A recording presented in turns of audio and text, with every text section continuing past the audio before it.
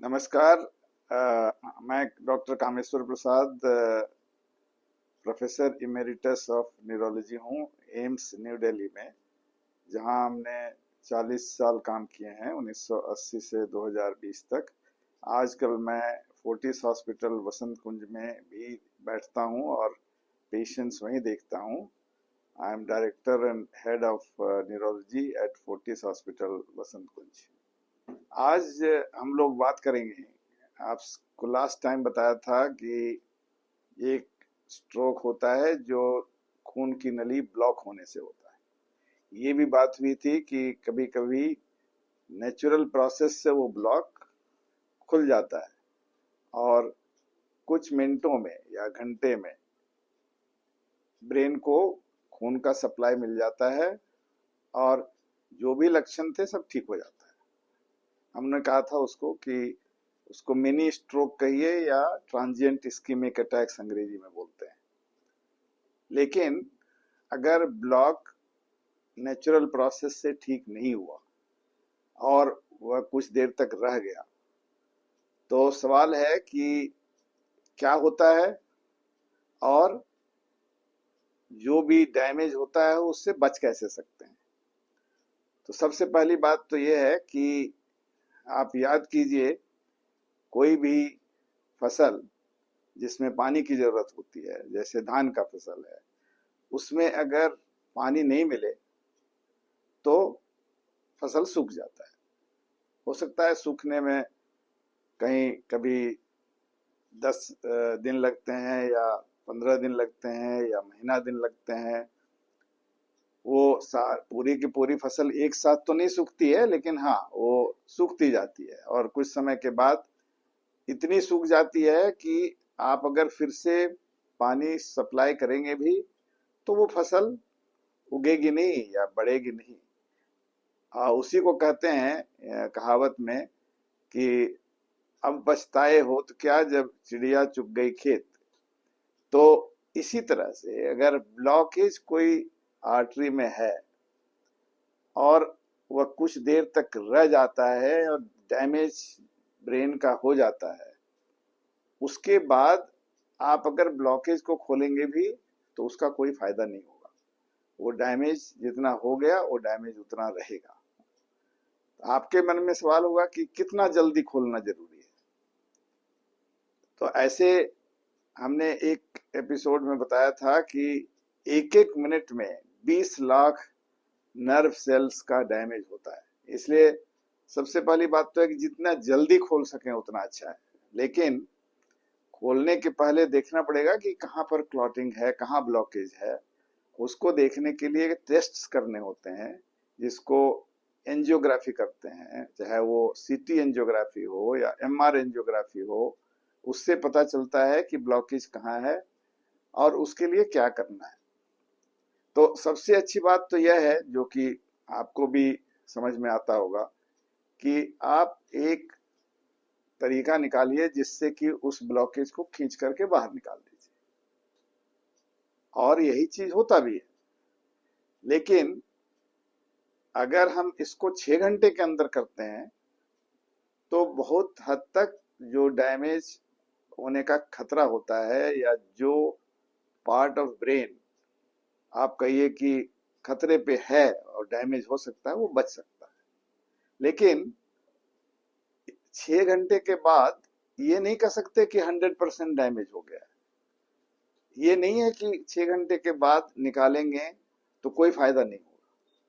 लेकिन एक तो बात है कि हम निकाल सकते हैं बड़ी बड़ी आर्टरी से, बड़े बड़े जो खून की नलियां हैं जिनको लार्ज आर्टरीज कहते हैं, उनसे हम निकाल सकते हैं। बहुत छोटे छोटे में चले गए तो वहां तक पहुंचना और निकालना संभव नहीं है। दूसरी चीज है कि अगर 6 घंटे के बाद अगर मरीज आता है तो सबसे पहले पता करना होता है कि कुछ भी फसल बचाने लायक है कि नहीं है। ये सवाल है, मतलब कुछ सेल्स अभी ऐसे बचे हुए हैं जिनको हम अगर खून का सप्लाई रिस्टोर कर दें तो बच सकते हैं। इसको जानने के लिए फिर टेस्ट करने होते हैं कि कौन से ऐसे सेल्स हैं जो कि बच सकते हैं। जब ब्लॉकेज होता है और डैमेज होता है तो उसमें एक साथ सारे सेल्स नहीं मर जाते, उसमें कुछ आप कह सकते हैं कि डैमेज हो जाते हैं, कुछ जो है वो सो जाते हैं, और कुछ जो है वो बिल्कुल नॉर्मल से रहते हैं। तो जो खतरे पे हैं लेकिन पूरी तरह डैमेज नहीं हुए हैं, उनको बचाने का मेरा मेन उद्देश्य होता है। और उसके लिए टेस्ट है जो कि परफ्यूजन, डिफ्यूजन, मिसमैच या और भी तरीके हैं, उसको पता करके कि हाँ इसमें अभी कुछ नर्व सेल्स बचाए जा सकते हैं, यह जानने के बाद फिर वो ब्लॉकेज को निकालने की बात कर सकते हैं। इसलिए 6 घंटे के बाद आने से कुछ और भी टेस्ट होते हैं, सिर्फ एंजियोग्राफी से काम नहीं चलता, कुछ और भी टेस्ट होते हैं, उससे पता करते हैं हाँ कुछ इतना एरिया है जो बच सकता है, तो फिर उस ब्लॉकेज को निकालने की बात होती है। ब्लॉकेज देर तक रह जाने से एक और समस्या होती है ब्रेन में, जो आप फसल में नहीं देखते हैं। समस्या ये होती है कि जो एरिया खून सप्लाई से कह सकते हैं कि डिप्राइव्ड हो जाता है या वंचित हो जाता है, उसमें आप खुद समझ सकते हैं कि जो खून की नलियां हैं उनमें भी डैमेज हो जाता है। तो अगर आप देर से खून का सप्लाई शुरू करेंगे, पाइप्स खोलेंगे, तो खून की नलियां भी जो डैमेज हुई हैं वो भी निकल फट सकती हैं या कहीं लीक कर सकती हैं, तो उससे हेमरेज हो जाने का खतरा होता है। इसलिए जितना जल्दी हो वो करने की कोशिश करनी चाहिए। अब फिर एक सवाल आपके मन में आता होगा कि जब छोटी छोटी नलियों में क्लॉट है या नहीं, तो अगर टेस्टिंग और एंजियोग्राफी ये सब करने में टाइम लगता है, तो क्या कोई तरीका और नहीं है जिससे कि क्लॉट को किसी तरह वहां से निकाला जा सके या उसको घुलाया जा सके? तो मैं कहूंगा हाँ है। जैसे आप प्लम्बर को बुलाते हैं, तो प्लम्बर आपकी नाली को खोलने के लिए कभी कभी एसिड का इस्तेमाल करता है और कभी कभी फिर मशीन लगाकर निकालता भी है या हाथ से निकालता है, जो भी करना होता है करता है। उसी तरह से ऐसे ऐसे केमिकल्स निकले हैं, ऐसे ऐसी दवाइयां निकली हैं जो खून के थक्के को घुला सकती हैं, और उसको घुलाने के लिए इंजेक्शन सिर्फ जहां से ब्लड निकालते हैं, वेन कहते हैं जिसको, वेन में ही इंजेक्शन देकर के किया जा सकता है। तो आजकल अधिकतर लोग करते हैं कि चलो पहले ये इंजेक्शन तो दे ही दो, हो सकता है क्लॉट घुल जाएगा, तो जब एंजियोग्राफी करेंगे हो सकता है उस समय ये ऑलरेडी खुल गया हो। उसको बोलते हैं ब्रिजिंग, कि पहले दे दिया, उसके बाद कुछ देर बाद फिर एंजियोग्राफी करके देखा, अगर ब्लॉकेज अभी भी है तो खींच कर निकाल दिया। लेकिन यह जानना जरूरी है कि बड़े वेसल में जब क्लॉट रहता है तो केमिकल से या दवा से घुलता नहीं है, क्योंकि इतना बड़ा होता है कि घुलना संभव नहीं है। लेकिन छोटी छोटी नलियों में जो होता है वो घुल सकता है और उससे फायदा हो सकता है, फायदा होता भी है। इसलिए आप जब स्ट्रोक के साथ आते हैं इमरजेंसी में, तो सबसे पहले कोशिश रहती है कि उसको घुलाया जाए, और नहीं घुलता है, एंजियोग्राफी में बड़े आर्टरी में है ब्लॉकेज, तो उसको खींचकर निकालने के लिए एक दूसरा एंजियोग्राफी करना होता है जिसको बोलते हैं डीएसए, डिजिटल सब्ट्रैक्शन एंजियोग्राफी। उसके बाद वो कर करके और वहां पहुंच करके और क्लॉट को निकालते हैं।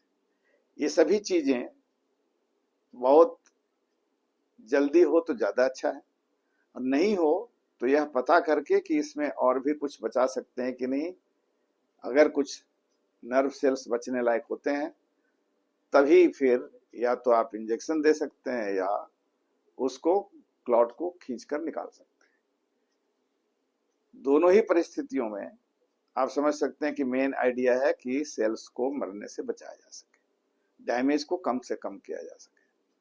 और इसके लिए टाइम बहुत एसेंशियल चीज है। You must reach in time so that doctors can do something to save as much brain as possible with the help of either some medicines or with the help of what you may call plumbing, which is like removing the or pulling the clot out of the blood vessel.